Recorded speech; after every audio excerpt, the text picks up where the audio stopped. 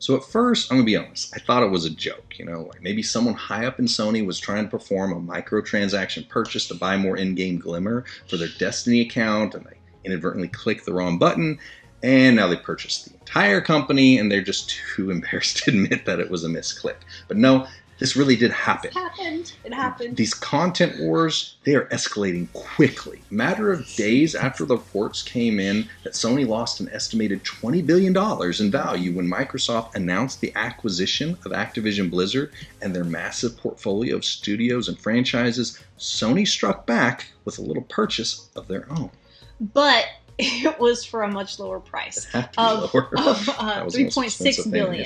Now, okay, 3.6 billion is still, that's still billions of dollars. But it's not what Xbox and Microsoft did. So Sony has picked up Bungie, the studio that is currently producing the Destiny series and was responsible for creating a little franchise that is virtually synonymous with the Xbox.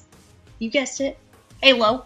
So first Bethesda, then Activision, now Bungie. If I'm Ubisoft or Square Enix or EA or any of the remaining studios that are independent, I'm probably feel like I'm standing around like the last kids in class who haven't been picked for the kickball team, wondering when they're going to be offered an insane amount of money to pledge allegiance to Microsoft or Sony. Now, to be fair, Bungie has stated they will remain committed to continuing to deliver content for the Destiny franchise across all of the platforms that it's currently on. But I can't imagine that Sony dropped that kind of coin for the non-exclusive rights to one franchise, even for a series as large as Destiny. So this begs the question, is this an actual acquisition, or is it merely an incredibly expensive act of asset denial on the part of Sony?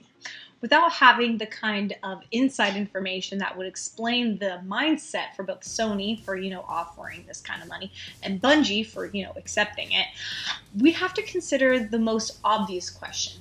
Does Bungie have a potential Halo killer they are, secretly developing that would make sense for Sony to even acquire it? You heard it here first. No, we don't know anything. We have no idea. No. Unless Bungie has more in its future portfolio beyond Destiny, I'm just going to be honest, this purchase doesn't make a whole lot of sense on the surface. Unique or early access to Destiny content, that was already happening for Sony owners prior to this acquisition. So without knowing if Bungie has more up their sleeves than just, more Destiny, that's going to be on it both may platforms. Seem like Sony overpaid a little bit for this one. Perhaps the most obvious answer will end up being the correct one. Sony bought Bungie simply so Microsoft couldn't. And in these budding content wars that are happening, as well as in our everyday lives, asset denial may not seem to be the most elegant or exciting strategy. But when it comes to some of our most important resources, sometimes we must make decisions to win by making a commitment to those things we refuse to lose. But commitment means more than simply what we are willing to give up in order to demonstrate the strength and quality of our commitment level. It also means we have to take a deeper look at those areas that must be protected at all costs to maintain the commitment we have made. And the largest battlefield that we face is not an external one. It's the war that wages inside each of us in a never-ending struggle for dominance. The battle between our spiritual desires and our fleshly appetites. It's a frequent subject throughout the Bible for a reason, because it never ends. No. It is a daily, hourly, sometimes minute by minute, thought by thought fight with an opponent that is always lurking in the corners of our mind, waiting to take back control. It can be easy to question our own commitment level to the Lord when these constant attacks are coming from inside of our own minds and hearts. Am I truly saved when I'm still engaged in this secret struggle? And am I a hypocrite because I still occasionally stumble and fall? Does this make me an imposter because I am still so very imperfect? Wrestling with these honest questions is something that can make us feel like a second-class Christian at best, or a fraud at worst. The truth about Bungie is that once upon a time, they were part of Microsoft. They are the house that built the entire Halo universe. They were part of that team once before, and it would have been all too easy for them to slide back into the fold.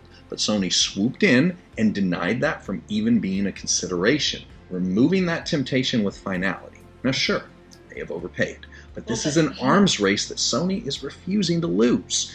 And their purchase of Bungie made that abundantly clear. And in the very same way, we have to make some tough and costly decisions in our lives that put our resources where our heart is. We once lived a life of service to our sinful flesh and gave no thought of the things of God, but we do not have to serve that selfish master any longer. We have been purchased by Christ, and He has purchased not only my freedom from the wages of sin, but also my freedom of choice. We get to choose each day which part of ourselves we feed, our flesh or our spirit. Feeding both equally, that is a fool's errand. As Christ so clearly pointed out in Matthew 6:24, none of us can serve two masters. So, what will we make provision for in our daily life? And what assets will we deny to our flesh in order to ensure that our spirit receives top priority?